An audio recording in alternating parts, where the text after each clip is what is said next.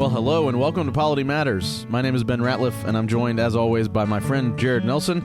And, well, we don't know where Scott is. He says he's on vacation, which pastors don't take, nor are they allowed to. Any speculation there, Jared? I mean, what could he be up to? Probably it's fixing something on his home again. Well, never mind. Scott, we miss you. But in your place, we have our good friend Fred Greco, and he's going to help us work through BCO 45 today on dissents, protests, and objections. As we record, this is our first time back together since our live show for episode 100, and we figured that, listeners, y'all are up for just about anything at this point. It was an interesting way to go. I don't know how we're going to beat the previous episode on chapter 44, though. I think that is the best chapter and the best episode. It's downhill from here. Yeah. It was so surprising the guests we were able to get for that one to really, I mean, the contributions were phenomenal. Yeah, one of my goals in life was to draft an overture as an amendment to stick something in chapter 44 again, to make it a live chapter. So maybe I'll still be able to do that. We'll see. My version of the BCO has something under chapter 44. So I don't know what the rest of y'all are looking at, but we did that long episode on it, so I don't know what Fred's talking about. Here, let me ask you guys this: what do we need to know going into 45? So we have worked our way through. I'm scrolling back up. Right, so we were in complaints. We were in appeals, we were in references, right? General review and control. That's kind of the world we've been in for several weeks now. Where do we, I mean, how is this going to fit in dissents, protests, objections? Is there any way to frame it up? It seems to me that this chapter is wholly the providence of a court. Everything that happens in this chapter can only happen by a member of a court, any member of a court. 45.1 begins. So whereas other provisions deal with people who are just members under the jurisdiction of a court, like BCO 43, a complaint, or persons who aren't even members of the PCA could file reports under BCO 40. This clearly is only allowable action by the courts themselves. So it's a much more narrow focus, I think. Okay. Yeah, that's helpful. Well, let's look at it then. You made reference to the beginning of 45, which is a good setup. So 45.1, any member of a court who had a right to vote on a question and is not satisfied with the action taken by that court is entitled to have a dissent or protest recorded. None can join in a dissent or protest against any action of any court except those who had a right to vote in the case. Any member who did not have the right to vote on an appeal or complaint and is not satisfied with the action taken by the court is entitled to have an objection recorded. A dissent, protest, or objection shall be filed with the clerk of the lower court within 30 days following the meeting of the lower court or with the clerk of the General Assembly before its adjournment. So we're going to deal with each of these individually in 2, 3, and 4. This sort of sets up the general rule surrounding it. I mean, is there much to say on this section, or do we need to move to 2, 3, and 4 kind of quickly? I'll kind of hand that to y'all and see what you think. Well, again, I think it's clear that this is not a general provision. Mm-hmm. It's not applicable to general members of the PCA at large. So if I can put it this way, it's only officers who are able to file either a dissent or protest because they have to be a member of a court. You will notice that it uses language that seems unclear at first until you drill down. It says you have to file it within 30 days following the meeting of the lower court. And I don't think that means the court below the decision. I think that means a court below the General Assembly, as the rest of that sentence makes clear. And it does say that you have to be a member of the court and have had a right to vote to make a dissent or a protest. And then, there's some language concerning an objection that we can clarify, under 45.4. But typically speaking, you have to be an interested party in that sense. You have to be involved in doing this. And, we'll get into the distinction between a dissent and a protest, but they're very similar. So I think this is a way for officers in the church to give a statement to the broader church about decisions. And so we can get into more detail, but I think a lot of this chapter is a working out in our BCO of the principle of Confession of Faith 31.3, which says that synods and councils may err and may have erred. And so if you take that principle, which is a biblical principle put in our confession, that it's possible for a court to make a mistake, it should be part and parcel of our polity for officers in the church to point out what they believe is a mistake, because courts can always change their mind, backtrack, undo an action, etc. And a court wouldn't know that it should do that unless someone tries to make a persuasive case that it should. Yeah. It seems like this section goes under the headings of rights of the minority, the people who were in the minority of a decision, and it seems like a venting process. It allows them to get their arguments out there, which in some ways can be venting, but it also seems like what you were saying, it may be a way later if down the line, this isn't just General Assembly, this is Presbyterian or session, they made a decision, they go back and they say, we should have made that decision, and actually here's the arguments for why we should have done something different. Especially if you couch that in temperate language, people can go back and say, actually, I think they were right, and we can just go back and say, yep, you guys were right. Thanks for putting that down there as a marker for us to go back to. That's right. And there's no real specific provisions about exactly what a dissent or a protest or an objection should look like, other than the language of temperance in 45-5. But like most things, you can get a sense of it by looking at the operating manual of the Standing Judicial Commission, which is not binding on presbyteries and sessions, but I think it's helpful for them to consider what this should look like. And the manual has a whole section on concurring and dissenting opinions, what the purpose of them is, how they are to be done, why they're important, etc. That's 1812 in the manual.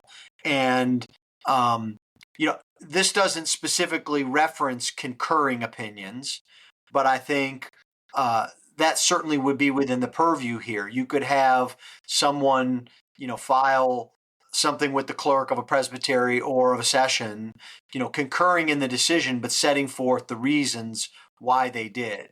And all of this can be very helpful, because one of the worst things to try to do is to look back historically in minutes and see a decision and not know why the court made the decision. It just makes it very difficult to deal with. So this extra information can be very helpful in the future. I'm sure that some folks are confused because they just assume, based on the way we act most of the time, that when you're dissatisfied with an action taken by a court, you're supposed to get on social media and air your grievance instead of any formal activity. But I really do have a question. Do y'all think that this is giving a prescription for how we handle our dissatisfaction? I mean, of course we shouldn't go on Twitter and talk about what our court did. I mean, that's common sense. It's not common sense to most people these days, it doesn't seem. But I think this is a place where we would point guys and say, here, the wisdom of our BCO says, keep it to yourself. And if you can't do that, then here's a way for you to do it properly. But if not this, then you just need to keep submission to the brethren in mind and keep moving along as best you can and just try better next time, I guess. Yes, and I would add, Ben, that it's more effective. So if someone doesn't like a decision, you may post something on X and get a bunch of likes or retweets or comments from people who aren't even in the PCA. But if you file a dissent, it has to be recorded for posterity and can be the basis for future change. Whether that would be, one of the things that could happen from a dissent is a court could change its mind Another thing that I've seen very often, and I have to again plead guilty as charged, in terms of drafting amendments to the Constitution to change the Constitution to be in line with a persuasive dissent. And so when you do this, this is not just, good policy. It's not just being polite. It's actually being a more effective churchman. Yeah. That's a good word. Okay, well, let's talk about these then. We really are, and Fred, I'm going to say this now, and you can do it as we go. The distinction between these, especially between dissent and protest, we need to try to draw that as much as we can. And I'm sure you're aware, but that's a personal statement. I need help understanding. 45.2, a dissent is a declaration on the part of one or more members of a minority expressing a different opinion from the majority in its action on any issue before the court, and may be accompanied with the reasons on which it is founded. I have a question for Fred on this. Awesome. Yeah. Because you see dissents in SJC decisions. You always see that. You see somebody that's written one to say, I disagree, and this is my reasonings for it. Where else in session, presbytery, GA level would we see a dissent? Or is that basically the place that you see it? Well, you see it two ways. So you'll notice here that it may seem superfluous, but the last phrase of 45.2 says, and may be accompanied with the reasons for which it is founded. So I would argue that anytime you have a vote of a court and there's a negative vote, that's a dissent. Now, oftentimes in our courts, we just record the vote was 38-6 or whatever.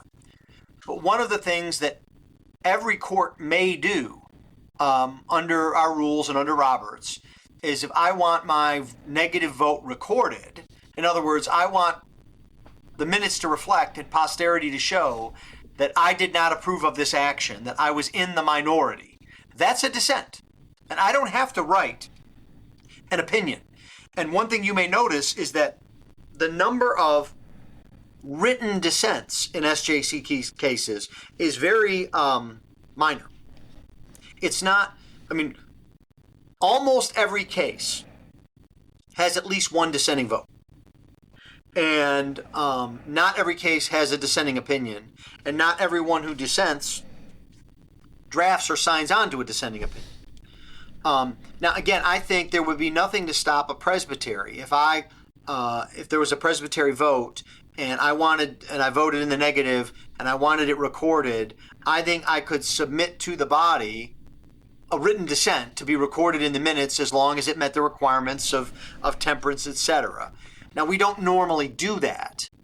Probably the closest instance in which you would see that is if there was a commission. You'd be much more likely to see a presbytery commission or a session commission have a written dissent than simply a vote in the whole court. But the dissent itself is simply that I don't agree. And then you may give the reasons why. And this is, of course, different than a concurrence, which basically is I agree with the outcome, but I don't agree with why the court decided the outcome. And I would like to give alternative reasonings as to why we should come to this outcome. Yeah, it's interesting you highlight that. I see both Smith and Ramsey basically said this is like the recording of your negative vote. And I've wondered about that before because I remember early going to a General Assembly, seeing a recording of a negative vote and looking in my BCO. I'm like, I don't see any provision for this. What is it? What's happening here? Well, right. It's called a dissent there. If we go into Roberts, it's recording of your negative vote. So yeah, exactly. That's helpful that we actually do see dissents when we see somebody say, I'd like to have my negative vote recorded. That's right. Yeah. And that is a public statement, right? I mean, it goes in the record. It's there, for all time. And so I would say that men should use discretion as to when they dissent. Mm-hmm. In other words, you can vote no on something. I mean, we've all probably done that at Presbyterian General Assembly. We voted no. But not every time that I vote no is it of such an extreme or of such importance that I feel like I want my dissent recorded. I want it it highlighted that I am not with the decision of the court.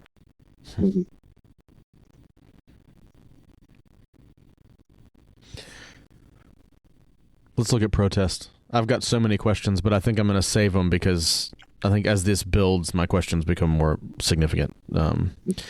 A protest is a more solemn and formal declaration by members of a minority bearing their testimony against what they deem an improper or erroneous action on any issue before the court, and is generally accompanied with the reasons on which it is founded. So as I read it, I'm seeing a couple different things. Just I don't know if this is significant, but it doesn't say one or more members. It says members plural. So I'm curious if this needs two people at least to do a protest. And then it seems like it specifies that it's improper or erroneous in their opinion, and not just they're not just differing in their opinion. They actually think that the court has done something wrong. Is that more or less the two issues? Or I mean, Fred, I'll kick it to you. You can maybe walk us through it and show us what's going on.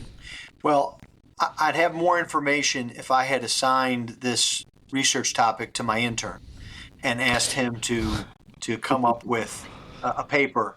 You can't find good help these days, man. I know it's really difficult. Really rough. It's really difficult, no, I think I'm not sure that the members' language is dispositive. Like I don't know that a one-member protest would be out of order. I will say that the difference between a dissent and a protest is very much just a small shade.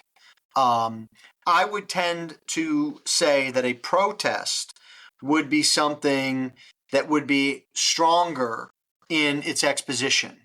Probably in a protest, you might be bordering on saying the action of the court is sinful or is really not just misguided, but deleterious to the future of the church. Now, you have to be very careful because you can't break temperance rules. But I think you could warn of that the consequences of this action will be dire, something like that. That it's not just a decision that we've made now and made a mistake and we can move on and we can live with. There are plenty of decisions like that, right? I mean, so let's just say, for example, if a court decided to vote to stop supporting a given missionary, you might dissent on that. If a court decided to never fund foreign missions again, that would be a next level. You would say this is going to have consequences for our ministry as a church, for the trust of the congregation. I mean, you could highlight that, and you might want to raise the level of awareness by having it be a protest. You're not just saying the majority has taken a misguided action. You're saying that this is, erroneous. And what you might put in a protest is if you thought that there were clear violations of the Constitution in that action or of the scriptures, that would be something that you might highlight and do. And you'll notice here too, again, this kind of it's a level up, right? To use a reference, you take it to 11, you go from 10 to 11. You'll notice that the dissent paragraph, 45.2, says it may be accompanied by reasons. 45.3 says it is generally accompanied by reasons. So it's sort of like if you're going to protest, you got to tell us why you're protesting. You got to tell us what the problem is. You can't just get angry. And so I think that's probably another, layer there. I'm really mad about this thing, and I'm not going to talk about it. Okay, this is my question. I think I can ask it now because the objection's different. When would it become a complaint? And what's the difference maybe between a protest and a complaint? Because some of the way you described a protest just now, I think complaint and immediately, but it seems like there's maybe complaints to the next higher part. Well, I think they're distinct. So you don't need to file a protest or a dissent to file a complaint. Mm-hmm. And you can file a dissent or a protest and not file a complaint. Mm-hmm. I think the dissent protest is objecting to the action. I think a complaint is saying this action is in error and I can prove it from the Constitution. Okay. I want this action overturned. As you think about it, there are any level of decisions that are made that are within the discretion of the court, right? Like our not good friend giving Dr. admissions Waters, ever again. right? Okay. Guy always says the court's discretion. Right. And that that doesn't mean you might not like the decision, but you may think, well, I'm not going to succeed on a complaint because that's within the discretion of the court. So you could do that. But again, it's not a requirement either. If you're going to file a complaint, you have to first show you were upset about the decision, and you dissented. And you'll also notice that to file a dissent, you have to have had the right to vote in the case. And you could file a complaint against an action in which you were not present. Yeah. So you didn't vote. Mm-hmm. As long as you're subject to the classic example of that is a member of a congregation can file a complaint against an action of a session and they never get to vote. They're not an officer. They're not entitled to a vote. So a member of a congregation cannot file a dissent or a protest or an objection, but they could file a complaint.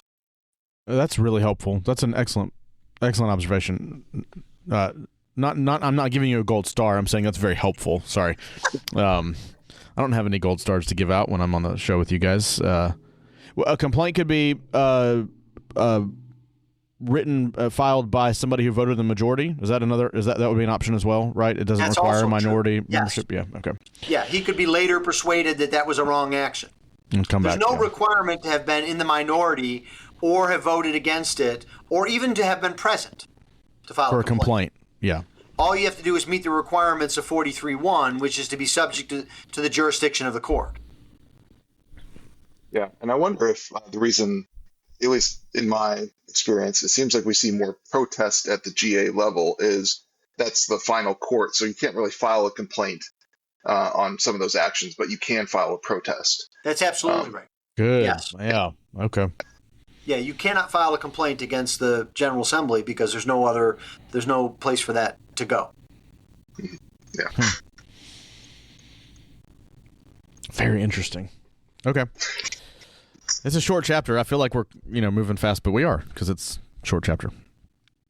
All right, we're going to transition a little bit, right? Objection is a different looking thing. 45-4. An objection is a declaration by one or more members of a court who did not have the right to vote on an appeal or complaint, expressing a different opinion from the decision of the court and may be accompanied with the reasons on which it is founded. This seems very specific to two particular situations. It is. Okay. It is basically an objection is a dissent or protest that you were not able to make. Now, let me explain this. This is what gets people confused here.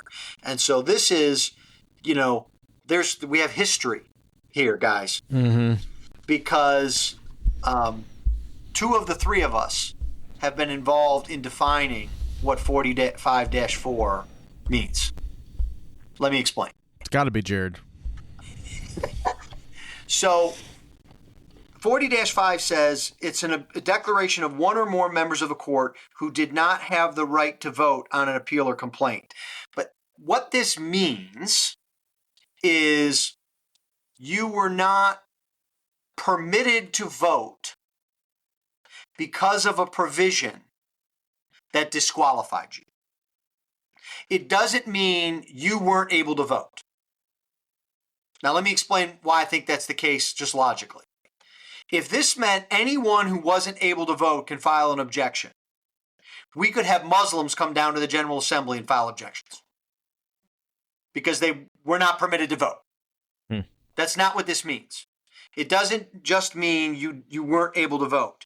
What it means is someone who would ordinarily have the right to vote, but under the rules was recused or disqualified from voting. And so this has come up several times at the General Assembly. The General Assembly has ruled the same way at least 3 times. The first time that it came up was way back in 2000 and where is it here? 13. So there was an SJC case that came out of the Pacific Northwest Presbytery, and a teaching elder, someone who's now no longer in the PCA, he's in the RPCNA now, Andrew Barnes, sought to register an objection to the decision of the SJC. That's the 2013 minutes, page 39, if you're keeping score at home. And so a point of order was raised by teaching elder David Coffin, saying that the only one who can raise an objection to an SJC decision is a member of the SJC, because they are the only ones who would have had a right to vote that was taken from them by circumstances. So in this particular instance, for example, that applied to ruling elder Howie Donahoe, because he was a member of that presbytery, and ordinarily he would be able to vote on an SJC case.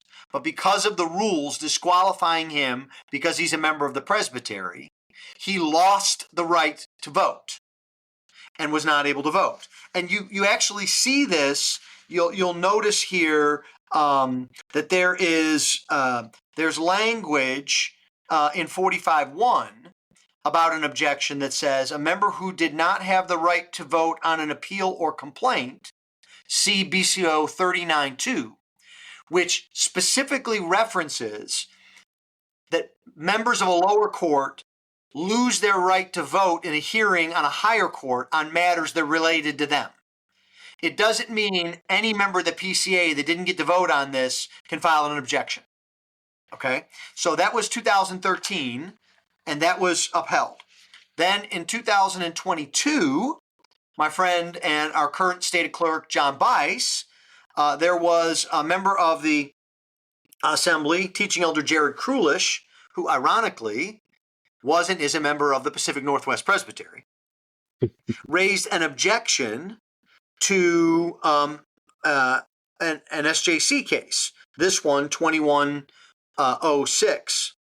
And the moderator, ruling elder Bice, said that the objection would not be allowed, citing the 2013 minutes. And then a certain teaching elder from the Presbytery of the Ascension challenged the ruling of the chair. And let's just say the vote was 2-1, and the certain teaching elder lost. Jared's just have to stick together. That's all it was, Yeah, even if their names aren't spelt the same. Yeah, exactly. Yeah, what's the deal? And I think it's confusing in the way that just reading that and not tracing it back to the 2 different references. It seems like the SJC isn't a separate court. It's part of the General Assembly. However, that provision for who had the right to vote but was disqualified from it was not something that was evident just by looking at 45.4. You have to trace it back. Yeah. And that's why I'm giving you the reference. So the 2022 minute reference are pages 75 and 76. So this came up yet again the next year. And I was moderating. And, apparently teaching elder Krulish is persistent, because he raised yet another objection to yet another matter, and I ruled him out of order. And that ruling was sustained 830 to 139. So you see the kind of the case building up in doing that. Now, you're right, Jared, that it's difficult to just look at this language and to see this. And this is where I think an interest in polity and following up on things is really important, especially for ministers of the gospel and for ruling elders. You might read 40-5 and not come to that conclusion. But I can say to you with confidence, that is absolutely the way this is to be interpreted. I've given you 3 specific examples where it's been authoritatively ruled that that's the case. But if you didn't trace that and know that, you wouldn't come to that conclusion maybe at first glance. Now, there's another thing that's going on here, and that is that this also applies to commissions of other courts. Let's get into this thing. Just make a marker. if you are a member of if a commission of presbytery makes a decision,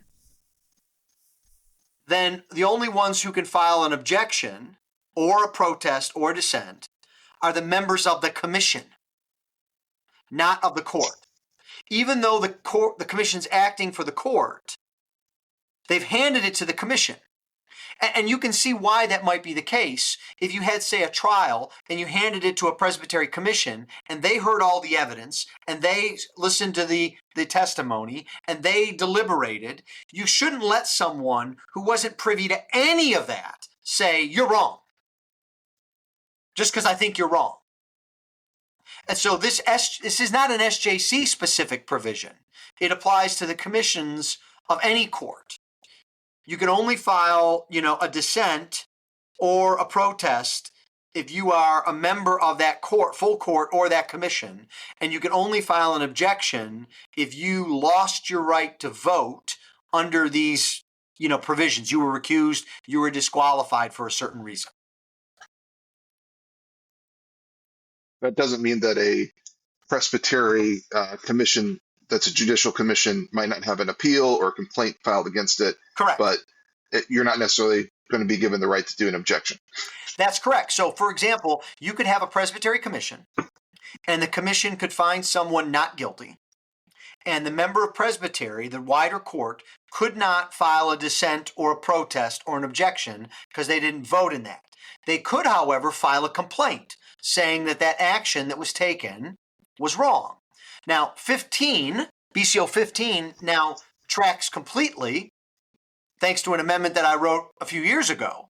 And so if you file a complaint against that action of the Presbytery Commission, it's the commission that first adjudicates it. And then if the commission denies the complaint and you take it up, it's the commission that defends their action, not the full court. Again, this is just tracking with who is doing the determination.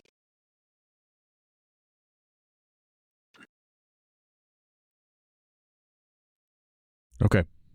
This is a pretty complex, matter, and it wouldn't surprise me if it comes up again, especially if someone who's younger reads this, doesn't have the history, doesn't have the background, and thinks, the SJC's made a decision.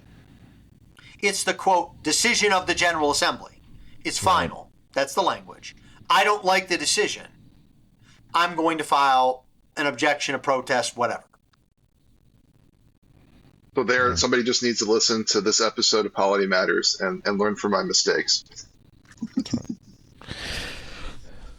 This is why you should just get on Twitter and do it. Right. So. Okay. Last section, 45-5. If a dissent, protest, or objection be couched in temperate language and be respectful to the court, it shall be recorded. And the court may, if deemed necessary, put an answer to the dissent, protest, or objection on the records along with it. Here the matter shall end, unless the parties obtain permission to withdraw their dissent, protest, or objection absolutely, or for the sake of amendment. So we got one section here at the end that says, what can a court do in response to these things, right? And these are your options. And of course, there's some language here at the beginning that gives us instruction for how we're to write any of these three options, right? Temperate language, respectful to the court, right? Which we've referred to several times now. Is that's a discretionary matter, trying to decide if something is temperate or respectful? Yes. Yeah. So I think there are really four things in this section. The first is the requirement that the dissent, protest, or objection be temperate. Mm-hmm. Now, I would say that in the main, that's a matter of discretion. But that is a matter that would be subject to complaint. So if a court denied a dissent, a protest, or an objection, the person who wanted that recorded could complain, and we've seen this. This is amazing. This has actually happened at the SJC level. They said, you didn't record my protest, and it was temperate. And so that would be subject to, judicial review. I think it's very wise, and we work this out on the SJC level, and I would encourage other courts, whether it's sessions or presbyteries, if someone files something that is maybe borderline intemperate or you think is intemperate, to go to them and say, brother, you need to change these words. You need to take this sentence out. you need to find a way to make this temperate. And the reason is that's the second thing that is in this provision. If it's temperate, the court must record this. They don't have an option. They don't get to say, well, I'm glad that you protested, but we don't really care. You have to record it. And so I always think that it's wise for courts to work with a protest or a dissent to make sure that it can, if it's not temperate, it can be made temperate in doing that. Now, that is not the final word because the court has the final word. And so if the court desires, and it doesn't have to, and it doesn't make the court's decision less authoritative if it doesn't, but it might answer that protest. So I'll give you an example that happened when I was moderating in 2023. You may recall that we had a recommendation out of Review of Presbytery Records to take a 40-5 citation regarding Metro New York Presbytery and to send it immediately to the SJC for adjudication, not to solicit a response from the presbytery. And the General Assembly approved that recommendation of the committee. And then it was Teaching Elder Coffin who raised a protest to that decision. He felt that that's not a right word. He thought that 40-5 meant that it was intended to be that you send it back to the presbytery, and if I can put words in his mouth, always follow the normal back and forth that we normally see, that you couldn't exceptionally deal with it. And he raised a protest. Several others, I forget the number, signed on to that protest. Teaching Elder Coffin drafted the protest, and it was included in the minutes of the General Assembly. I reminded the General Assembly of their authority and their prerogative to do exactly this. That if they wish to, they could give an answer. And I suggested, given the nature of the General Assembly, that the best way to do that would be to have a motion to create a commission to draft that, because the Assembly would find it hard to wordsmith something, and the commission could deal with it even after the Assembly had adjourned, which is, I believe, what happened. And so a commission was formed.